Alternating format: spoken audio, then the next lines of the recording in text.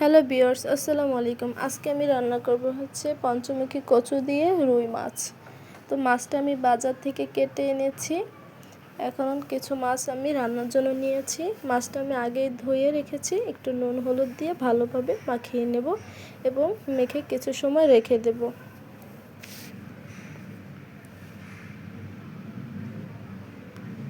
তো আমি কচু দিয়ে রান্না করব, এই জন্য কচুটা কেটে নেব। কচুটা আমি এইভাবে কেটে নিয়েছি, আপনারা চাইলে অন্যভাবে কাটতে পারেন।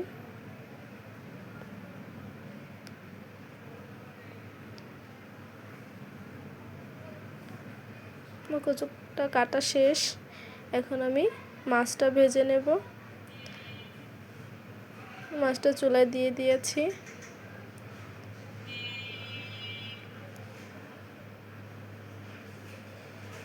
তো অন্য চুলায় আমি কচুটাও সেদ্ধ দিয়েছি।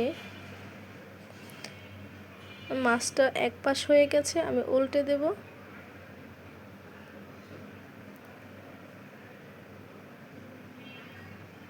এখন দেখব আমার কচুটা কেমন হয়েছে। তো কচুটাও আমার হয়ে গেছে। এখন আমি কচুটা নামিয়ে নেব। এদিকে আমার মাছটাও হয়ে গেছে, আমি মাছটাও তুলে নেব।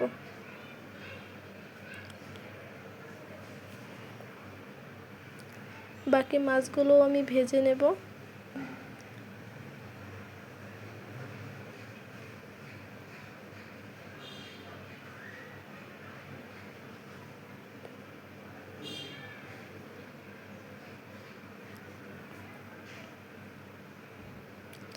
এখন কচুটা আমি জালিতে ঢেলে ঠান্ডা পানি দিয়ে ধুয়ে নেব।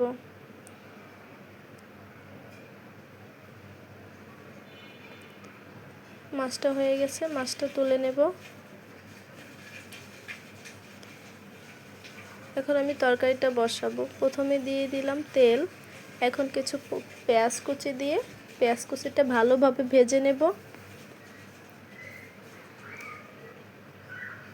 তো আমার পেঁয়াজটা ভাজা হয়ে গেছে। এখন আমি দিয়ে দিব পেঁয়াজ বাটা। এখন দিয়ে দিব 1 চামচ আদা বাটা এবং 1 চামচ রসুন বাটা।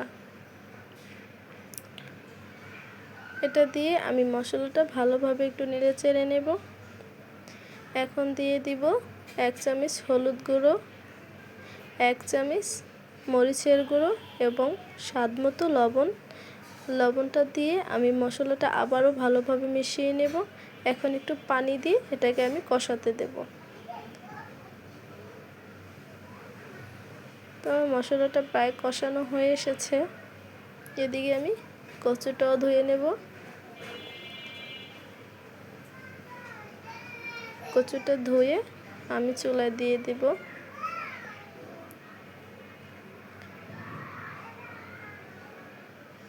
কচুটা দেওয়ার পরে আমি মশলার সাথে ভালোভাবে এটাকে মিশিয়ে নেব। একটু মিশিয়ে আমি পানি দিয়ে এটাকে আরেকটু ভালোভাবে কষিয়ে নেব।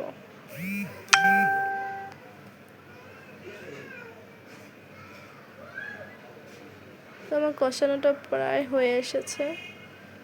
আমি একটু নেড়ে চেড়ে পানি দিয়ে দিব।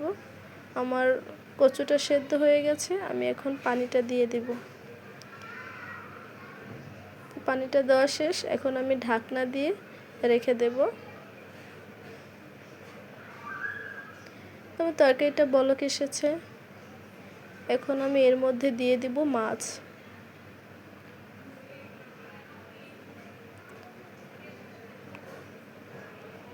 মাছটা দিয়ে আমি ভালোভাবে একটু মিশিয়ে দেব। এখন আমি ঢাকনা দিয়ে রেখে দেব। এই তো আমার মাছটা হয়ে এসেছে।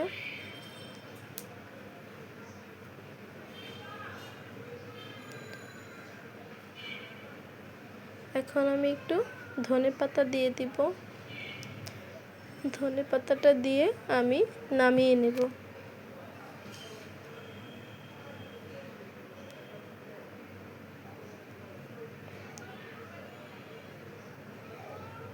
তো দেখতেই পাচ্ছেন তরকারিটা কত সুন্দর রং এসেছে।